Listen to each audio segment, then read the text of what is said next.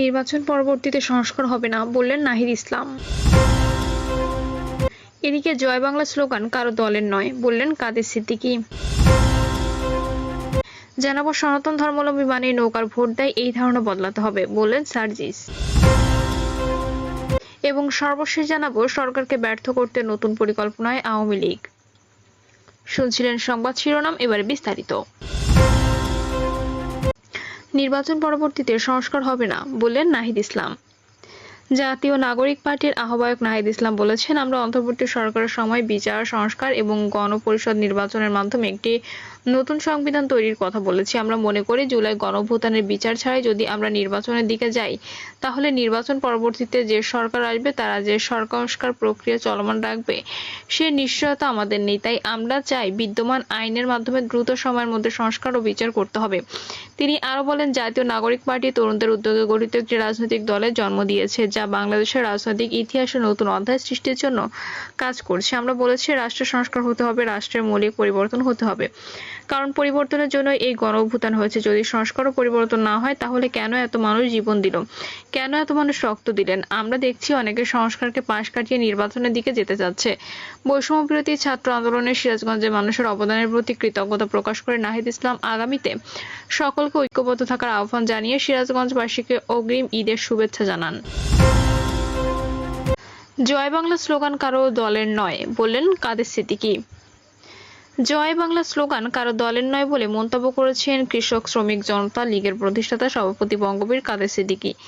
তিনি বলেন, জাতীয় স্মৃতিসৌধে জয় বাংলা স্লোগান দেওয়ার গ্রেপ্তার বরণ করতে হয়, এর আগেই আমরা মৃত্যু হওয়া ভালো ছিল, কারণ জয় বাংলা স্লোগান কারো দলের নয়। আমাদের অনেকেই ভুল ত্রুটি নিশ্চয় আছে, কিন্তু স্বাধীনতার কোনো ভুল ত্রুটি নেই, জয় বাংলা কোনো ভুল ত্রুটি নেই, স্বাধীনতার নেতা বঙ্গবন্ধু কোনো ভুল ত্রুটি নেই।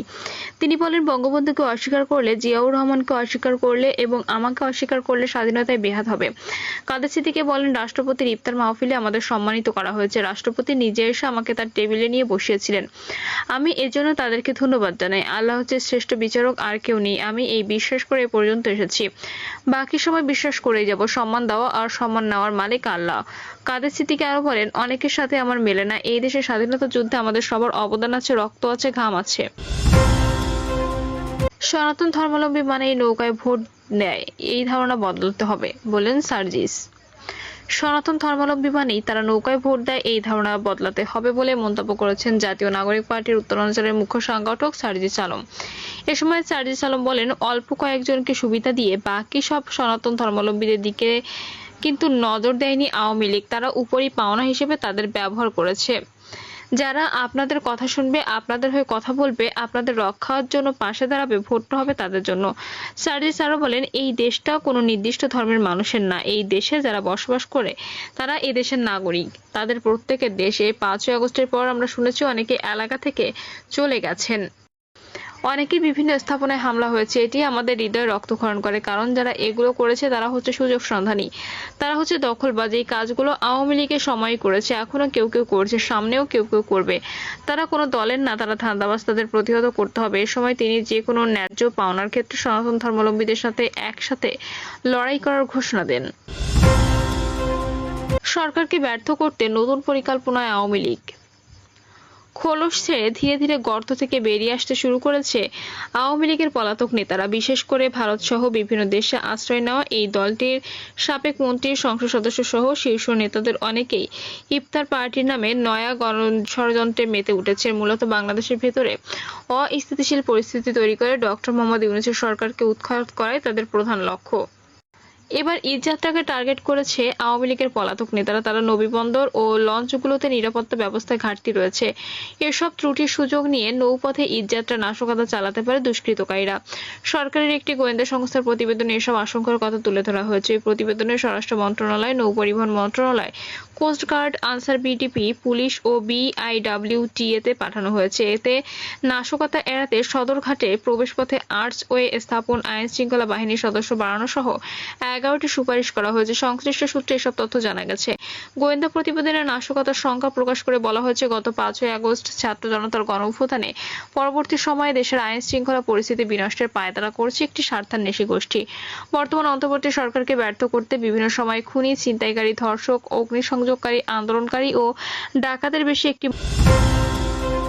মহল দেশকে অস্থিতিশীল করতে চাচ্ছে এবং এর অংশ হিসেবে ঈদযাত্রায় বাস, ট্রেন ও লঞ্চগুলোতে নাশকতার টার্গেট করেছে নাশকতাকারীরা।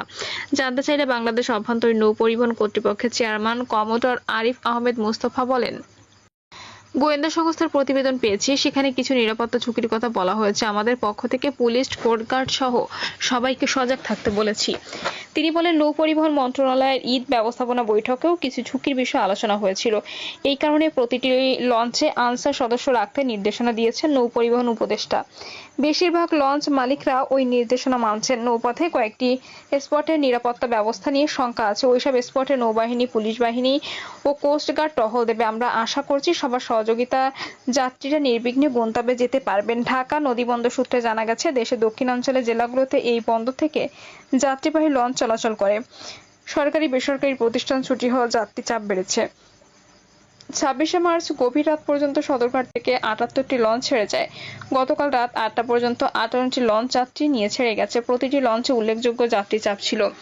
গোয়েন্দা প্রতিবেদনে সদরঘাট ও লঞ্চের বিভিন্ন স্তরে নিরাপত্তা ঘাটতির তথ্য তুলে ধরে নাশকতার আশঙ্কা প্রকাশ করা হয়েছে। এতে বলা হয়েছে, সদরঘাটে 21টি গেট, 18টি গ্যাংওয়ে রয়েছে। এসব গেট ও গ্যাংওয়ে দিয়ে যাত্রী প্রবেশের সময় কোনো ধরনের তল্লাশি বা চেকিং এর ব্যবস্থা নেই। এতে সাধারণ যাত্রীবেশে অনায়াসে টার্মিনালে প্রবেশ করতে পারবে নাশকতাকারীরা। তারা সহজেই ককটেল, বোমা সহ তাজ্য পদার্থ বহন করতে পারে। সদরঘাটে 59টি সিসি ক্যামেরা, বেশ কয়েকটি অচল। বেশিরভাগ লঞ্চের ভেতরে সিসি ক্যামেরা নেই। সদরঘাট টার্মিনাল থেকে লঞ্চ ছাড়ার পর ছোট নৌকা দিয়ে যাত্রী তোলা নিষিদ্ধ, কিন্তু ছোট ছোট নৌকা দিয়ে লঞ্চে যাত্রী তোলা হয়। এতে দুর্ঘটনার পাশাপাশি সহজেই নাশকতাকারীরা লঞ্চে উঠে যেতে পারে। লঞ্চের কেবিন ও ডেকে যাত্রীদের এনআইডি কার্ড যাচাই করা হয় না এবং কোনো ডকুমেন্ট বা ছবি তোলা হয় না। এতে সহজেই নাশকতাকারীরা যাত্রীবেশে লঞ্চে অবস্থান করতে পারে। এছাড়া ঈদযাত্রায় প্রতিটি লঞ্চে যাচাই বাছাই ছাড়াও অতিরিক্ত লোকবল নিয়োগ করা হয়। এসব অতিরিক্ত লোকবলের যে কেউই টাকার বিনিময়ে নাশকতা যুক্ত হতে পারে। সদরঘাটের অব্যবস্থাপনার কারণেও নিরাপত্তা ঝুঁকিতে তৈরি করছে উল্লেখ করে প্রতিবেদনে বলা হয়েছে, সদরঘাট টার্মিনালের পন্টুনে হকার বসার অনুমতি নেই, অথচ ক্রমান্বয়ে হকারদের আধিক্য বেড়ে চলেছে। প্রতিদিন পন্টুনে 300 থেকে 350 হকার বসা যাত্রীদের চলাচলে বিঘ্ন ঘটে। এটাও নিরাপত্তার হুমকির বড় কারণ। প্রতিবেদনে আরো বলা হয়েছে, সদরঘাটের আশপাশের এলাকায় মিরেরবাগ, মিলব্যারাক, বাবুবাজার সহ আশপাশের এলাকায় অলস লঞ্চ বার্থিং করা থাকে। এসব বার্থিং করা লঞ্চে পর্যাপ্ত স্টাফ ও আনসার সদস্যের অনুপস্থিতি লক্ষণীয়। প্রতিবেদনে বলা হয়েছে, সদরঘাটে লেবারদের দৌরাত্ম্য বেড়েছে। এখানে প্রায় 400 লেবার রয়েছে। তারা মালামালের চার্জ সরকারি রেটের চেয়ে 10 থেকে 15 গুণ পর্যন্ত বেশি দাবি করে। এ নিয়ে যাত্রীদের মধ্যে ভীষণ অসন্তোষ রয়েছে এবং লেবার ও যাত্রীদের মধ্যে ঝগড়াঝাটি ও হাতাহাতির ঘটনা ঘটে। প্রতিবেদনে টার্মিনাল ও লঞ্চে অগ্নি নির্বাপন পর্যন্ত ব্যবস্থা প্রস্তুতি